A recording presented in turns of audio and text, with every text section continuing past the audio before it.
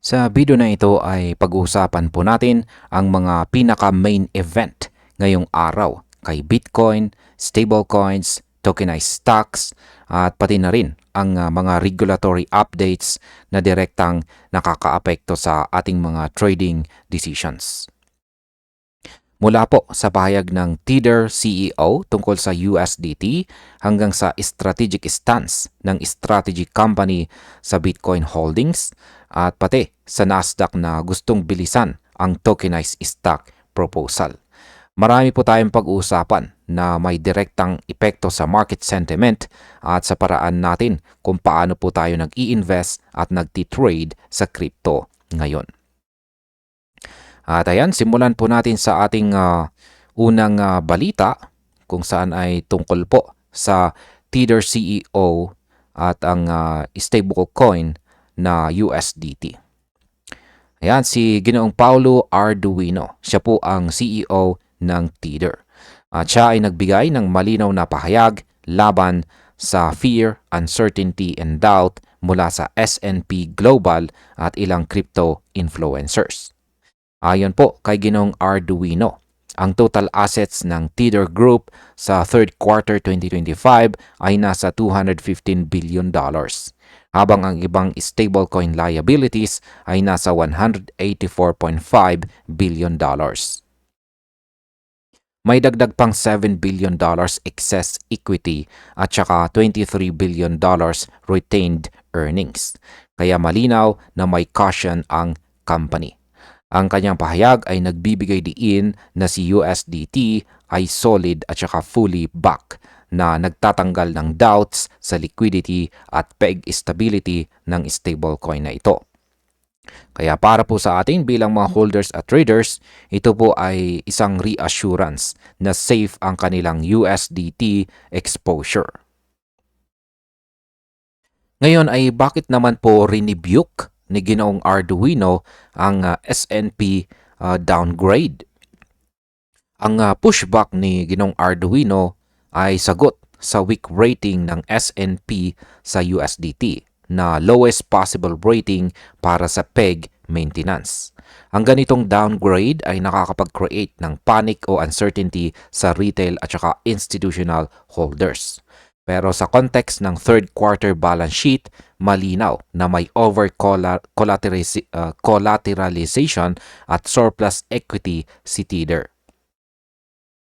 Ibig pong sabihin, kahit may negative sentiment, hindi agad maaapektuhan ang stability ng USDT. Kaya sa market perspective, ito ay nagpapatibay ng confidence sa stablecoin ecosystem at nagpapakita na ang management ay proactive sa pagprotekta ng value ng token. Ang pangyayaring ito ay may potensyal na stabilizing effect sa crypto market.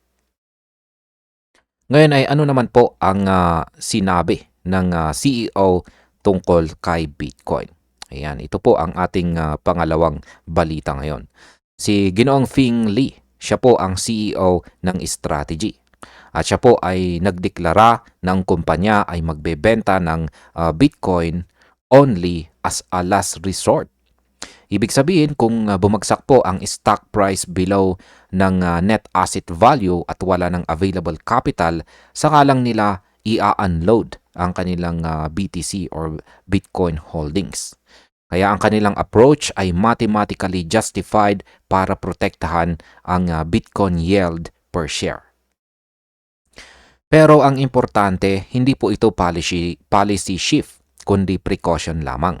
Sa normal market conditions, magpapatuloy po silang mag-hold at mag-expand ng kanilang Bitcoin holdings kapag ang shares ay nagtitrade sa premium sa NAV.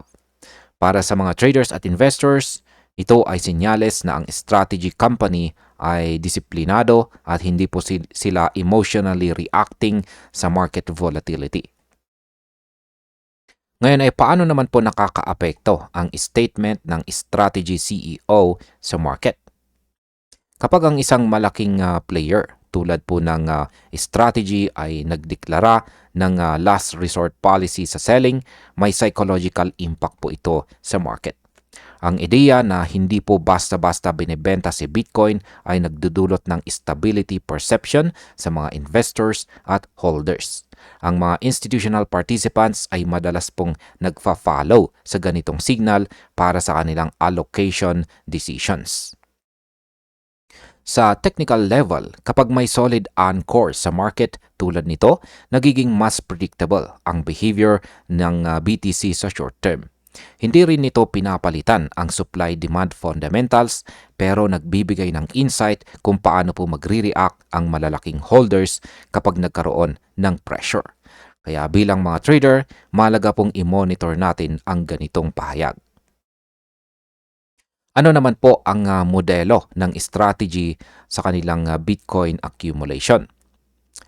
Ang strategy ay gumawa ng approach kung saan bumibili po sila ng Bitcoin kapag ang shares ay nagtitrade sa premium sa NAV or NAV. Kapag may excess capital mula sa premium, ginagamit ito para dagdagan ang kanilang BTC per share. Kapag nawala ang premium, ang selling ay pwede bilang tool para matugunan ang obligations ng hindi po nagkakagulo sa value ng shareholder. Ang modelong ito ay nagpapakita po ng disciplined capital management. Para sa market, makikita natin na ang BTC holdings ay strategic at hindi po basta speculative. Ito rin ay nagpapakita na ang institutional accumulation ay controlled at calculated. Hindi po ito panic-driven. Ngayon ay ano naman po ang balita mula sa Nasdaq tungkol sa tokenized stocks? Ang Nasdaq ay nag-promise na bilisan ang SEC approval process para sa kanilang proposal ng tokenized stocks. Ayon po kay Ginoong Matt Savarese, Head of Digital Asset Strategy, gagawin nila ang lahat ng mabilis na hakbang upang masagot ang public comments at SEC questions. Ang tokenized stocks ay nagre-representa ng traditional shares sa digital form na pwede pong i-trade sa blockchain ecosystem. Kung ma-approve po ito, magdadala ito ng mas maraming institutional at saka retail participation sa crypto at DeFi infrastructure. Para po sa atin bilang mga traders, ang mabilis na development na ito ay magbibigay po ng bagong avenues sa diversification at liquidity. Ito ay isang malaking milestone sa integration ng traditional finance dito sa crypto. Ngayon ay ano naman po ang maaring impact ng lahat ng balita or updates na ito sa crypto market ngayon. Ang kombinasyon po ng pahayag ng Tether CEO, Strategy CEO at Nasdaq ay nagpapakita po ng active management at progress sa institutional space. Para po sa mga market participants, may clarity sa stablecoin reliability, Bitcoin holding strategy at regulatory advancement. Ito po ay nagbibigay ng confidence sa market at pwedeng mag-stabilize ng sentiment sa short term. Ang awareness sa mga ganitong developments ay napakahalaga para sa atin bilang mga traders at holders dahil nag-i-influence po ito sa risk appetite at allocation decisions. Ang transparency at proactive stance ng mga key players ay nagre-reflect sa growing maturity ng crypto ecosystem. Kaya bilang investor, mahalaga pong bantayan natin ang ganitong updates araw-araw. At bilang panghuli ay ano naman ang aking masasabi tungkol dito.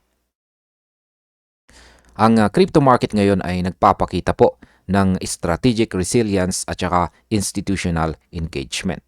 Ang Tether ay nagpatibay ng confidence sa USDT. Ang strategy naman ay nagpakita ng disiplinadong BTC management.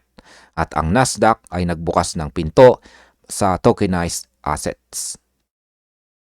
Para po sa akin, ang ganitong developments ay nagpapakita na ang market ay hindi lang basta speculative playground, kundi may evolving structure na pwedeng suportahan ang long-term growth.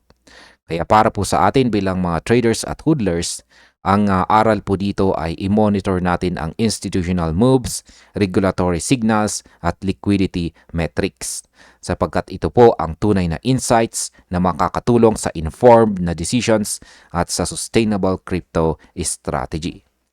At ayan, hanggang dito na lamang po tayo sa video na ito mga ka-crypto. Maraming salamat sa panunood.